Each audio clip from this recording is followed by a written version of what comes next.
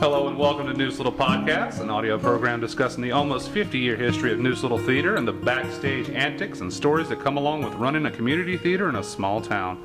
I'm your host, Matt Gore, and we are coming to you from NLT's stage and base of operations, the little log cabin located on the banks of the Neuse River in Smithfield, North Carolina. We lovingly refer to it as the Hut. Our 46th season, along with virtually every other community theater season in our state, has been postponed due to COVID-19 pandemic, and in the meantime, we thought we could provide you with some additional content. Please like and share our first episode on Facebook. The links can be found on NLT's Facebook page. You can also follow us on Twitter at Neuse Little Pod, and if you feel like it, you can also follow me on Twitter at the Matt Gore. The history of NLT is important to me, and my producer, who you might hear off mic, wanted to do a show where we discuss not only the history of Neuse Little Theater and the Hut itself, but also the cast of colorful characters that has kept Johnston County crowd entertained for so long. So come and sit with us on the porch and hear some behind-the-scenes stories. I'm very excited to have our first guests on Neuse Little Podcast. They are two of NLT's most prolific and talented actors. Between them, they have performed in dozens of shows at NLT, and they continue to be active members on the board. We'd like to welcome to the podcast Darius and Teresa Rose. Hey, how you guys doing? Hey, Matt. Thanks for having us. Fine, yes. All right. Thank you guys for coming on here. And also, if you hear a little tap-tap in the background, that is NLT's official mascot, Maggie May. She's a cutie. She was brought along as a little bit of emotional support here. Yeah, she also does not bark on command, so she's not a good actor. We'll see about that. Now, Darius, you serve on the board at NLT in what capacity, sir? As treasurer. Gotcha. And Teresa? I'm the advertising coordinator for the group, yeah. And you guys have been married for how long? It will be, gosh, how long now? It'll be 14 years in October. And you guys met on a show, right? We met on stage at the Neuse Little Theater in 2004 doing 1940s Radio Hour. Awesome. And that is definitely not the only couple that has been that have met at NLT. Also not the only couples that have broken up theater, too. I was going to let you say that, not me. But yes, we have drama backstage as well, but we also like to keep the drama on stage. But honestly, it's a community ship of actors and backstage workers that really work hard to create 5 shows each season for our community, and we are so bummed that we can't do those shows right now for the community. But we're going to talk to you guys a little bit about the history of the Hut, and also maybe a few stories along the way. So, Darius, yes. You are one of the oldest members of NLT. You have been doing this since what year, sir? 1976. Right, 1976. So, what show was your very first show? Oklahoma. Oklahoma. Okay, and that was what? NLT's fourth? First musical, and it was the He's referring to his notes. season 3. Season 3. Yes. Gotcha. And so what part of the cast were you in? Correction. Season 2. Okay, season I 2. need glasses. It's okay. It's okay. We've got a few little helpful reminders here. The 50 years of history is a lot to sift through, but we'll do our best. Now, who were you in Oklahoma? Curly. Awesome. So, who directed Oklahoma? Kathy Denabrega. She was the dramatist in residence at JCC. Okay. And I'm so embarrassed. Please remind me of my musical theater history. Who played the female lead opposite you? A young lady by the name of Sue Goldstein. She sort of disappeared after that. Okay. She left the area. So. Right. There are definitely pictures available of you as Curly, and it's kind of, you've got the hair down. Oh, yes. Right. It was rolled every night. It was curled. I swear to God, it was. Right. It had to be curled every night. The How- hot rollers. No. How long did that take? Probably 30 minutes or more. So. Where was that performed at? The old school that burned here at Smithfield Elementary at the time. Right. And at what point did they NLT make the transition to the Hut? The Hut was we moved in here for I think it was Inspector General. I think I'd have to go back and check, but it was let's see. We moved in here. Well, I have it down here somewhere. Crap. Mid-'80s, sometime in the 80s. Mid-'80s. Yeah. All right, fine. The Foreigner was one. Yeah, The Foreigner was one of the first ones. Yes. Yeah, But it was like 80. that's it, huh? Yes. That's our producer Meter Two off mic, who you might hear laugh or curse. We don't know yet. We'll see. And that was it was formerly the American Legion hut, correct? Correct. What did they use it for before the NLT moved in? Oh, and most anything, we had high school dances here. Oh, really? Oh, yeah. Did you ever attend any of those? Oh, yeah. Tell me about a high school dance. Oh, Lord. Come on. Tell me about, so what was it like? Did you go with somebody? Oh, yeah. Okay. Yes. We had, someone had a record player, and they were playing the records and all that, and everybody was dancing out here, So. About how many people? I don't know. A good portion of them, a senior class, would come, and some of the other kids from the other classes. Awesome. Yeah, it was fun. And what year about that was? Oh, Lord. Mid-'60s, more than likely. Yeah. Okay. And Teresa, what was your first show here? Very first show was 1940s Radio Hour. Yeah, the show where you met your husband, Darius. But the first show I saw was Smokey Joe's. My good friend Mariana was in that. Uh-huh. And she got me to come to town to see that show, and I saw everyone having so much fun. Mm-hmm. I was like, I want to do that. She said, well, let me introduce you to who's directing the 40s show next year, because I adore 40s music. Right, it's like a... Big band. Yeah, the big brass and all that, the music I thumping and all loved that. it. So I auditioned. She introduced me. She actually took me with her to the Cannon Awards that year so I could meet Ruth, Ruth Mills. Our current NLT president, and Yes. she's been president since 2002. Quite a while. Quite a while, yes. So about 18 years at this point. Yeah. So, and she cast me in the all. I can't remember her name was Anne. Anne, and he was Johnny Cantone, and he was massively horrible to me on stage. Really? Massively horrible. Is his character massively As horrible? his character. Oh, okay. Flirt, and then as himself, he would just sit next to me and then blow on my neck a little bit while we're sitting there. So, all right. So walk me through this. So when did you first notice his character was Johnny Cantone? Johnny Cantone. So when did you first I wanted your first impression of Darius when you were at a rehearsal or when you first saw him? Well, my very first impression was at audition. Uh-huh. Because he did not audition the first night. We always have 2 nights of auditions. And I guess because he and Ruth taught together, he didn't have to come all the time. Right. So he auditioned the second night. This is an idea in community theater that you will see, I've seen everywhere, in all the groups I've ever worked. It's known as the court holder.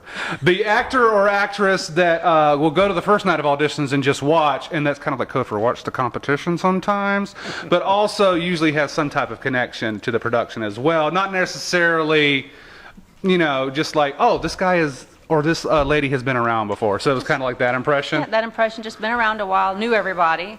I was the newbie, and when he opened that voice, I mean, the voice just blew me away. It was my very first impression. Wow. It just gave me chills. So, did y'all start dating after 1940s? Oh, well, I think a couple of cast parties, people would find us in corners of Mita's house. Scandalous. This is before all the social media stuff like this. So y'all had all the fun back in the 80s, 90s. Thank God. Oh. No one had photos of cast parties. Oh, yes. Unfortunate cast party photos Yes. are something that we must sift through every once in a while. Now, so We've been together ever since. right, that is truly one of my favorite stories here, because that happens a lot. Just as you laid it out, people come here and they go, I want to do that. I want to be a part of it. And sometimes they don't even want to be on stage. A lot of the times they just want to be involved somehow. That's how we've gotten. Right. Exactly. It's Wouldn't you just agree? That's somehow. how we've gotten our best people. I just want to be involved. I just want to be Yes. a part of what I'm seeing happening, because what I'm seeing looks like an enjoyable experience, and Right. I want to be a part of it. It looks like they're having a good time, right? Not that it's not hard work. It's Absolutely. very hard work. Now, speaking of hard work, what would you say is one of your most difficult roles? So what's the most difficult role you've ever had, Teresa? But I think there are 2 in Okay. my top category, and actually it's the one I just played, Meryl, Mm-hmm. and I just lost the name of the play. What was? That's Flung. it, Flung. It just went right Directed on my by head. our producer, Mita Toole. Yes. Very aptly, I might add. And the other one that was very difficult for me was Last of the Red Hot Lovers. Okay. And that was with Sean Braswell. And Sean Braswell played Neil the lead Simon male. script? Yeah. And Tony Pender directed. Yes, Tony Pender, who will be on this podcast eventually. Yes. I've got to reach out to him, but you need to sit down with Tony Pender. He completely took me out of every comfort zone that I ever had. Right. Because my character was the very first one that Sean's character meets. Right. Set it up just a little bit about the outline of the play. It's very Outline simple. of the play, it's an older gentleman, sort of going through a midlife crisis, who feels like life is passing him by, so he decides that he needs to have an affair. Right. So he sees women in his restaurant, or he sees people on the street, and he invites them over to his mother's house, whose apartment is covered in like chintz. And he's bringing these women to this house, and my character was ready to go. She was hot to trot and ready to go, and he just kept talking, I want to get to know you, and she was having none of that. Because she wanted to get right down to business. Right down to business. She had no other reason to be there than just to do that. Now, when you were casting that role, what was your reaction? Other than I'm glad to be casting this play. I had no idea that he would put me in that role. Well, Tony loves to do that. He loves to put people outside his comfort zone. Yes, and I love doing it. I learned a lot, but it was very much outside. It also helped that you probably knew Sean pretty well, and also had. Well, I really didn't know Sean that well at that time. That time? I knew of him, but I really hadn't worked with him very much. Interesting. So we got to know each other very well. Interesting. All right, now I'm going to ask you the same question, Darius. Give me a couple of your. What's been your most rewarding roles, most difficult roles? Tell me about some of them, just like Teresa I think the did. most difficult role I've ever had was Carousel. Carousel Was a tough show. I'm not familiar with Carousel at all. It's Rogers Hammerstein, and it's long. All their early works are. But and Billy was on stage. Billy Bigelow's character. He's on stage almost the whole time. And I had a soliloquy that lasted, I think it's about 5 minutes, singing straight about my boy Bill, child that's going to be born, and it's a good show. It's a wonderful show, and it was the hardest show I've done. Right. Without a doubt. Okay. Now, do you, Teresa, have any cool backstage stories to tell us? Besides, 1940s radio hour, anything that pops out to you? Well, the things that pop out to me right offhand are things that happen on stage while you're backstage and you don't know what's going on. Oh, yes, tell me. There's we did Something's Afoot, which is another one of my very favorite musicals that we've done here. Right, basically Agatha Christie's 10 Little Indians in musical form. Right, exactly. I played the butler in that. I was the first one to die. Oh, my gosh. And the night that the famous Facebook posting is the night we killed Darius. Oh, my Lord. This is infamous. I'm glad you brought this up. Oh, my gosh. Because I was backstage with Joyce and a couple of the other characters, and all we heard was this horrible commotion. And we looked at each other, and I was literally scared to death because I thought he'd fallen off the stage. I didn't know what had happened. But what had happened is he was sitting, the killing scene where they killed him, he sat in a chair. Right. And the guys are supposed to roll him off dead in that chair. Well, how did your character die in that one? There was a shield of armor. Right. And it fell. Gotcha. Down hit him in the head. Yeah. And he didn't put his little tushy far back enough in the seat, so he slid right out of it. Oh, but I stayed in character. Of course you did. Did Yes, not sir. break character. Of course you did. Sean Braswell, who was in this, and Adam Marlowe, Gene Marlowe's grandson, they just picked him up and dragged him off stage. That's exactly what they were supposed to. And I was just hoping he was conscious, I assume. He was conscious, and he came backstage laughing, and then I wanted to punch him in the throat. Right. Well, when they got to the door, after they drugged me over there, I looked at him and said, "What in the hell are y'all trying to do to me?" But it was funny. Yeah. Really. I'm sorry. It was Yeah, and Of it worked course it out was. well. It worked out well. Another memory that I have is You Can't Take It With You, when you played Whiteside. Or is that, no, that's The Man Who Came to Dinner. That's The I'm Man Who sorry. Came to Dinner. The Man Right. Who Came to Dinner. Okay, and Whiteside is a huge character in that play. He dominates that play. Yes. Does he get a break ever? Is he on stage the entire time? Not Yes. the entire Almost, time. They yeah. will you off some, but Yeah, not a Rhonda whole was lot. my nurse. Right. Rhonda Smith, yeah. And Nancy was your secretary? Yes, Yes. yes. And Nancy Bull Gibbs, who will be on this podcast very soon as well. So in that one, I got to say my first bad word on stage. That was really memorable. But there was also a sarcophagus scene where there's this giant sarcophagus, and in rehearsal, locked me in this. They're getting my character to go away because she's going to mess up this relationship between his secretary and the young reporter man that she's met, who was played by Robbie Phillips at the time. And they put me in this sarcophagus and start rolling me off stage and almost dropped me. What? I'm in there like with my hands up against the side of the sarcophagus, and I could feel myself falling. Right, like this isn't normal. This isn't normal. Not yeah, and then I had to get in that thing every night and just be. Just oh, hope. God, are they going to drop me? But they caught me and they did well. But that's another. And he and Sammy Smith, who played in that play as well. Sammy Smith is our vice president. Yes, he's our vice president. They both laughed every night because they loved shutting me up in that sarcophagus. You're like, get in there. This is fun.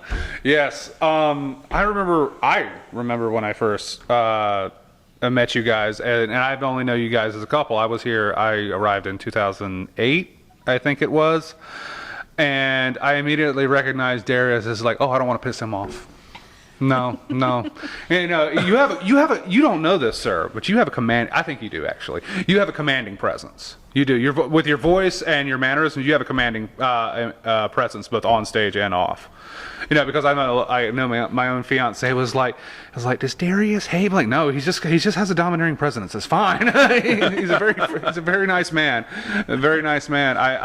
And on Something's Afoot, I was afraid I was getting you pissed off because it was that damn Tanqueray bottle. Do you remember that? Oh yes, that's okay. Now, someone, I'm not going to say who, but told me to grab the bottle because you have that great moment in the song where it's like Tanqueray. Right. Yes. Yeah, and the idea was like I was holding the bottle as you sung it, like, hey, there it is, but you needed it in your hand, and that note just never got to me until like 2 nights into Tech Week. And he goes like, are y'all gaslighting me? He just comes off there, are y'all gaslighting me? I need this damn Tanqueray bottle. I was like, I'm sorry, Darius, I'm going to figure it out. I swear I'm going to figure it out. And by figuring it out, I'm just going to leave that right there. There was another story with the same show. I was doing my solo, and we had to go from one station to the other, make sure I moved on stage. And when I went to the phone booth, had to open a little door. Sean Braswell had dropped his drawers, and he was sitting in there. All I saw was a crack of his butt.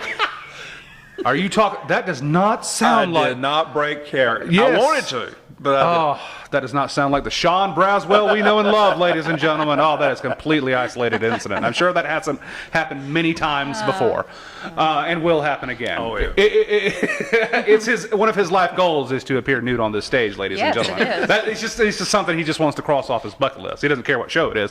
It can be Hair, it can be Equus, just like And Sean Braswell is another person we're going to get on here very soon. Great.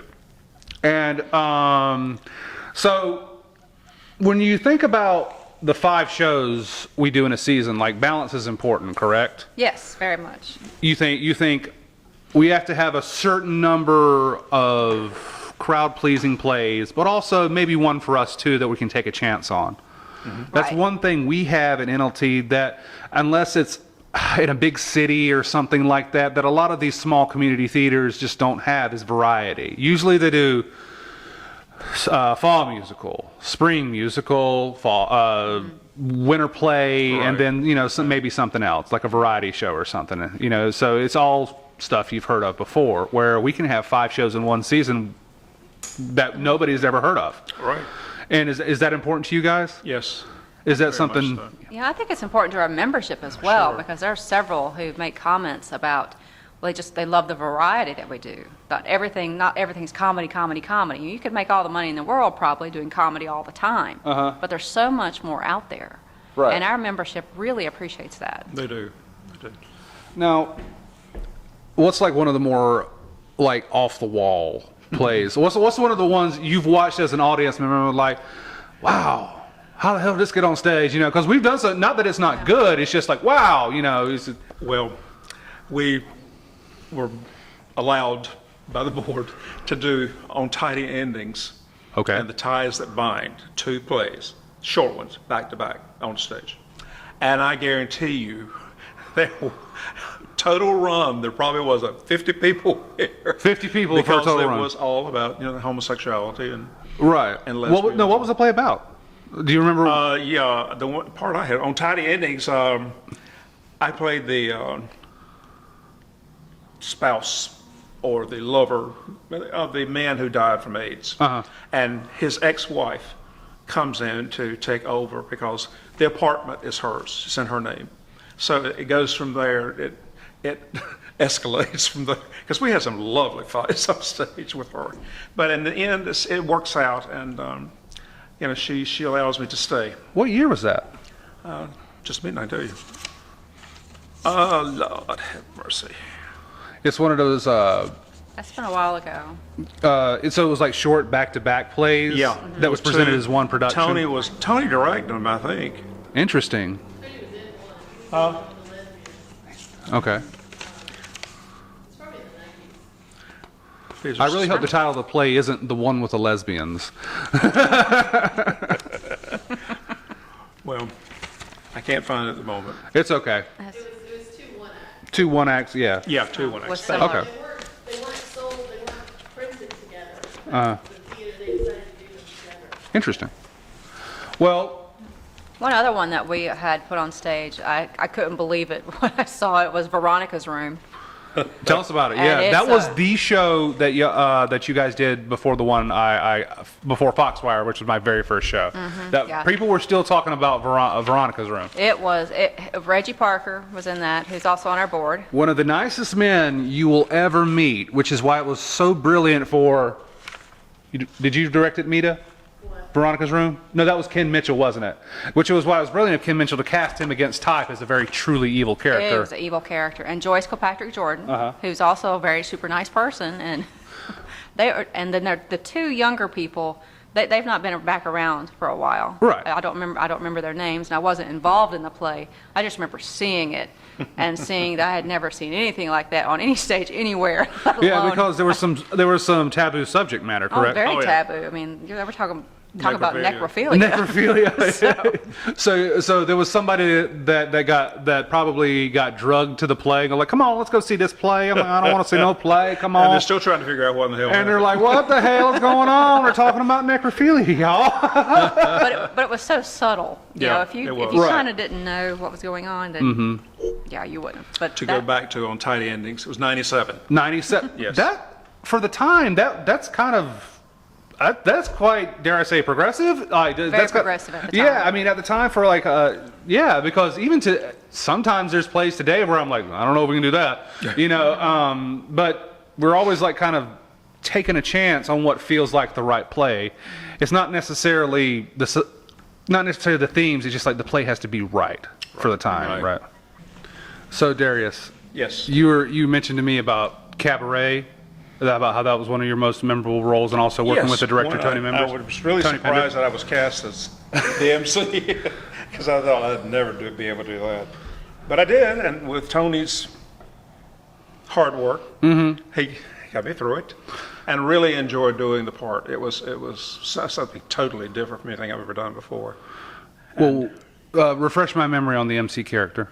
The MC is the one that is in charge of the nightclub with Sally Bowles and, the in time of the Nazi takeover in Germany, anyway.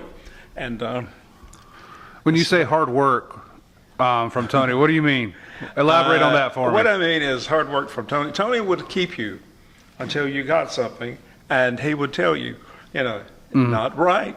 It's not, we're going to do this again, this kind of thing. And he would change the music a lot, because we use canned music for that, and which is really hard to do. If you learn the song by one recording, and then he changes it 2 or 3 times, unless you got a good ear, it's hard to do. Right. But he did it. He finally settled on what he wanted. So He's the type of director that's gonna.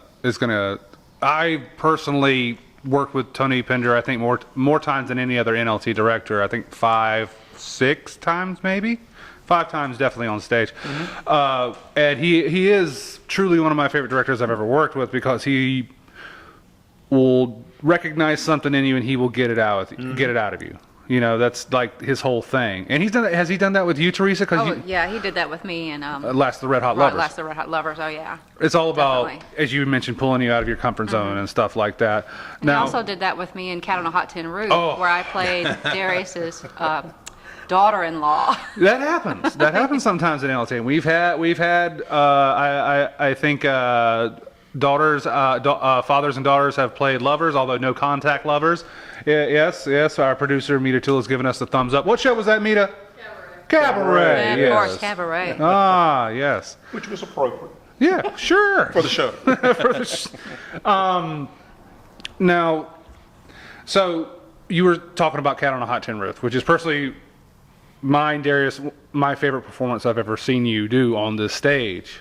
It's truly, you as Big Daddy you had me the entire time. Even though you show up halfway through, the second your character is on, you command the play to the very end. And so tell me about that. That was like a big deal for you. That was like a bucket list role for you. It was a big deal. It's when I had to look forward to doing before I stopped theater or quit acting, whatever I'm going to do. But anyway, he cast me, and he changed the whole theme of the show. He didn't do the 50s version at all. He changed it modern day, you know, and made me appreciate Big Mama more than the one did in the 50s movie. Because Right. that way he loved her, and he showed it. The brilliant, who was equally brilliant in that play. I really do have to say, Erica Nashin, I think is her name. She's wonderful. She was truly a great Big Mama. Tony totally made him see that she's a modern day woman. She is not going to be talked to like that and hang around. There's got to be love there Right. between these two people. Right. And I think they both showed that wonderfully at the end of that play. Yeah. Well, that's something that is also a theme here, I would say. It's just like bringing out the love and the characters. Because if you haven't been to one of our shows, and we'll hope you'll come check out one soon once everything, the world has decided to get back to normal in whatever capacity that is. Our stage, while on the smaller side, is very intimate. We're right there. The actors are right there. There's been actors that'll talk to you, right? True, yeah. Yeah. There are audience members who will talk to you if they like your character or not. Right. Yeah. They'd be like what was Vivian? Yes. Vivian, who recently Yes. passed away. Yes. She would talk to you. She would converse, and I'll tell that story when down the line when we have him on the podcast. You know, my own grandmother spoke to one of my best friends, Keith Parrish, on stage during the Crucible when he played Reverend Paris, and when he ran into one of his rants that make him a very annoying character, she was like, "Be quiet," and that's something I'll never forget. Well, Darius and Teresa, I think we're going to put a pin on it there. Thank you for coming, and thank you for sharing your stories with us. Thank you for bringing back some wonderful memories for us. Well, you're welcome. That's what we're going to try to do here. And we're going to try to release these episodes at least bi-weekly. Weekly is probably a little ambitious, but bi-weekly, monthly is something we're shooting for. And also, don't forget to like and subscribe on Facebook, on YouTube, and we have our very own Twitter account at Neuse Little Pod. Credits for the show is your host and creator is Matt Gore. That's me. Our producer is Mita Toole. The music is by Cody Walker. Please follow him on Facebook at Cody Walker Music. He's a very talented. He's a local. He's from Smithfield, North Carolina. And he's a very talented guitarist and musician who was kind enough to compose some original pieces. So, we can't use canned music and get sued. So we thank you for this. Darius and Teresa, thank you for your time. Thank you. Thank you.